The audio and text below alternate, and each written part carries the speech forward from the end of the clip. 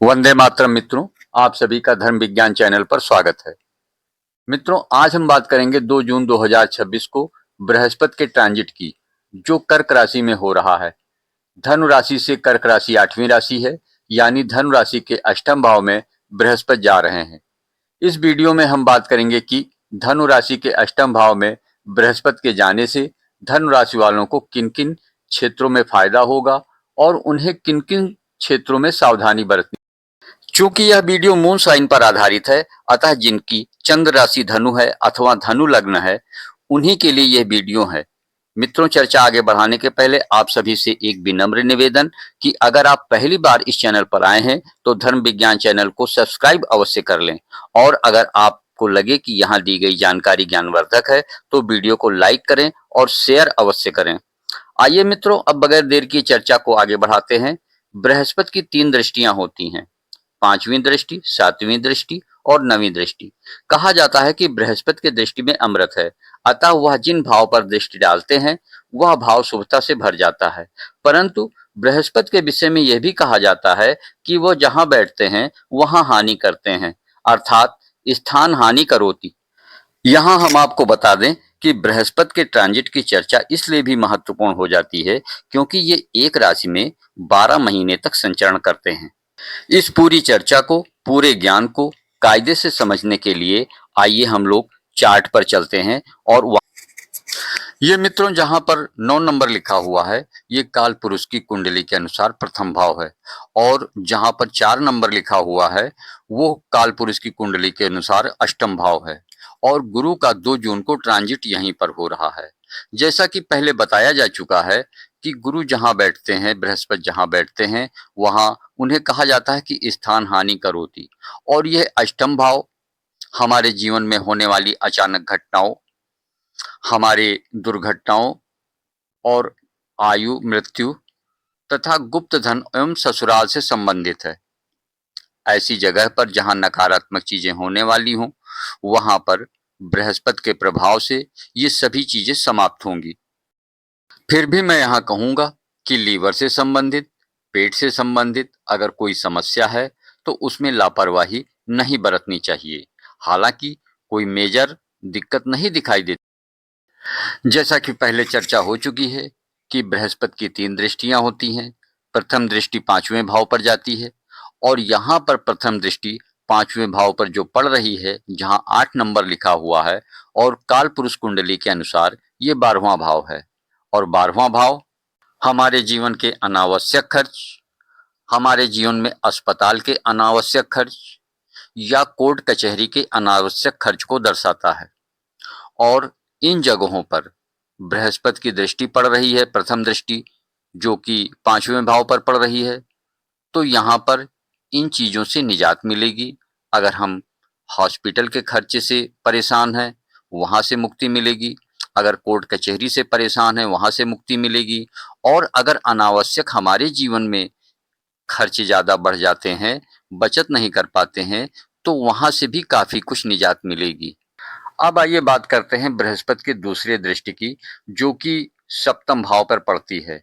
और जहां पर ये अष्टम भाव में बैठे हैं, वहां से सप्तम भाव काल पुरुष की कुंडली के अनुसार दूसरा भाव है। और दूसरा भाव होता है हमारे धन संपत्ति का, हमारे संचित धन का, परिवार और हमारे वाणी का, और हमारे खान पान का। यहाँ पर जब इनकी शुभ दृष्टि पड़ेगी तो हमारी धन संपत्ति में बढ़ोतरी होगी, हम धन को अच्छी तरीके से बचा पाएंगे, परिवार में खुशहाली रहेगी, हमारी वाणी बहुत ही मीठी होगी, और उत्तम खान पान, उत्तम स्वाद का परिणाम हमें प्राप्त होगा। अब आइए बात करते हैं बृहस्पति के तीसरे दृष्टि की, जो कि 9वें भाव पर पड़ती है। और अष्टम से इनका जो 9वां भाव जाता है, वो जहां पर 12 नंबर लिखा है चार्ट में, वहां पर जाता है, यानी कि काल पुरुष कुंडली के अनुसार चतुर्थ भाव में। और जहां पर शनि पहले से विराजमान है, और शनि के यहाँ होने पर ही धनु राशि वालों के ऊपर ढैया चल रही है। धनु राशि वाले इसी वजह से काफी कुछ परेशान चल रहे हैं।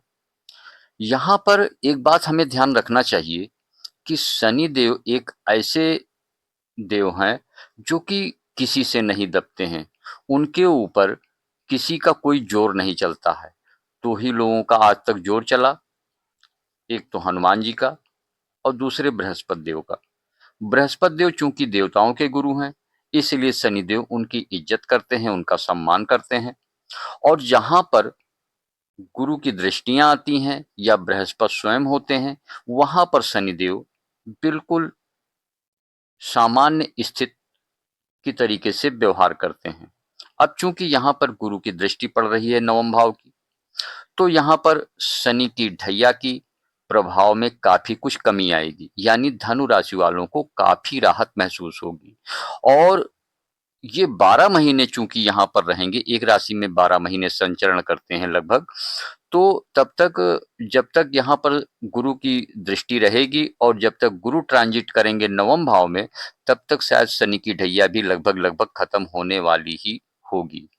इसलिए धनु राशि वालों के लिए सबसे बड़ी खुशखबरी तो ये है कि 2 जून से उन्हें जो शनि की ढैया की परेशानी उठानी पड़ रही है, जो बनते-बनते काम अटक जा रहे हैं, जो हर तरीके से जो है उनको कष्ट मिल रहे हैं, उसमें काफ़ी कुछ कमी आएगी।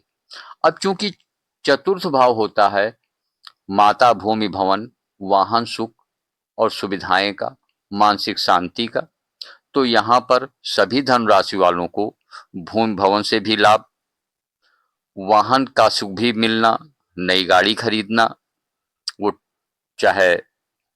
और सबसे बड़ी बात कि अब तक जो मानसिक अशांति धनुराशि वाले झेल रहे थे, वो मानसिक अशांति दूर होगी और उन्हें पूर्ण रूप से मानसिक शांति मिलेगी, संतुष्टि मिलेगी।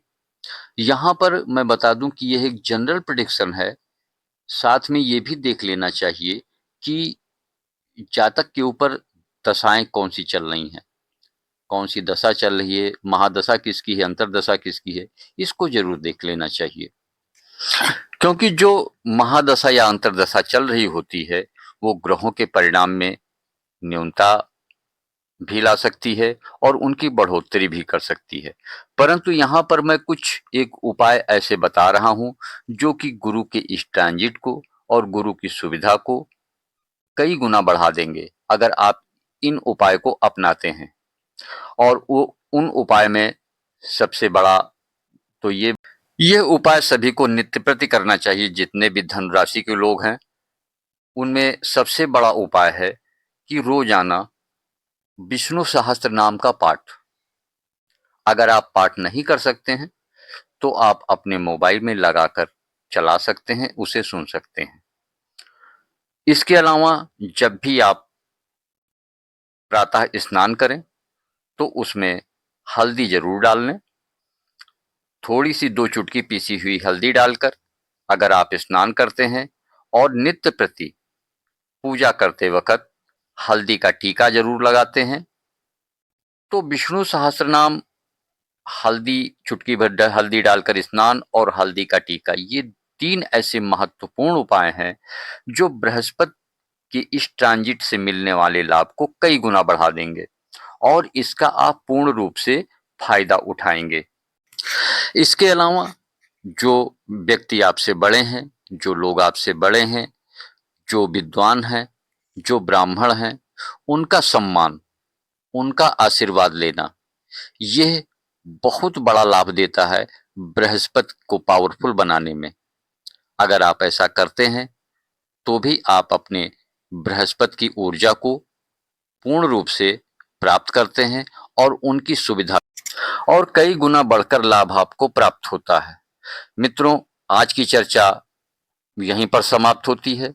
आशा है कि आप लोगों को वीडियो पसंद आया होगा। अगर आपके कोई प्रश्न हो तो कमेंट्स के माध्यम से पूछें, उत्तर अवश्य दिया जाएगा। इसी के साथ मित्रों आपसे विदा लेते हैं, मिलते हैं फिर अगले ज्ञानवर्धक वीडियो में। तब तक के लिए नमस्कार।